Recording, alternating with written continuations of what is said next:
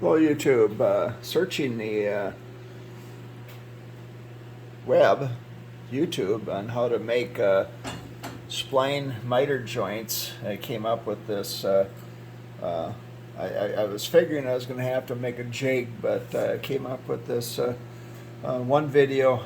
I can't remember what the name of the. I'll put the link in the description to that YouTube video, but I'm not going to show how to set this up. But this is here this here is my setup, and it worked rather well.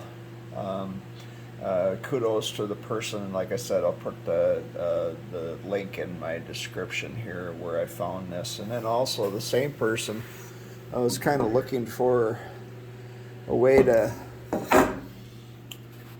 strengthen the joint even more, and I'm doing both of them. I did both of them, I guess, right now.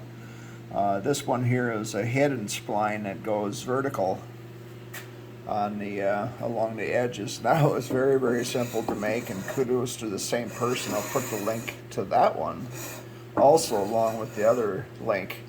But man, talk about easy spline joints. You don't have to make I don't think I'm going to make a jig for this. Unless I really feel I have to, but this worked perfectly. What I'm going to be doing is machining down. However, I got my bandsaw together and running.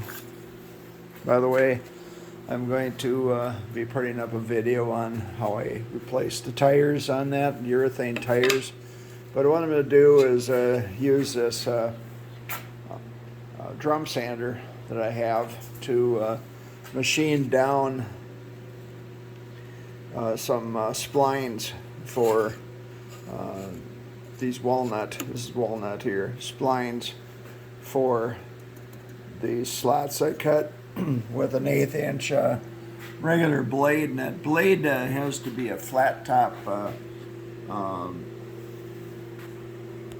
carbide, and you can kind of see right there well, let me go ahead and focus. That one there has got kind of a round top, but this one here's got a square top, and it's flat on the top. You have to have a blade like that, because my other blade is they're at an angle, and I use that blade to actually do the inside miter. And if you can kind of see, let me see, get my finger here. That cuts kind of a inverted V cut. You can see it slightly.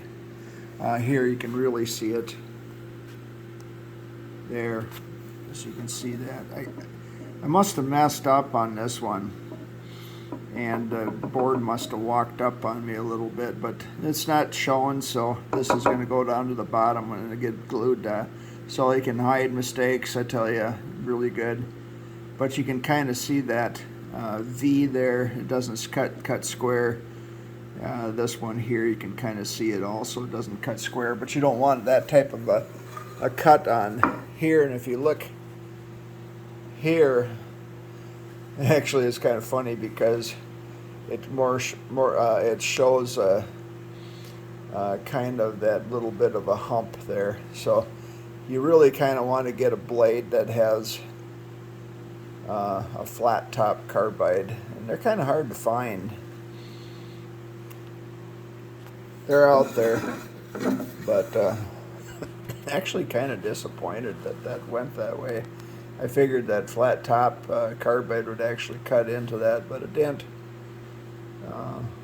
Yeah, but anyway, I don't think anybody's going to really notice. I guess I will. I know it's there, but the person that's getting this gift, I don't think is really going to care. So I hope they don't pick it apart that much. There you go. That is the setup jig for the spline joint, miter spline joint. But there you go. I'll put the link so you can go look at his video how he set it up. It's rather simple. Thanks for watching. Have a good day.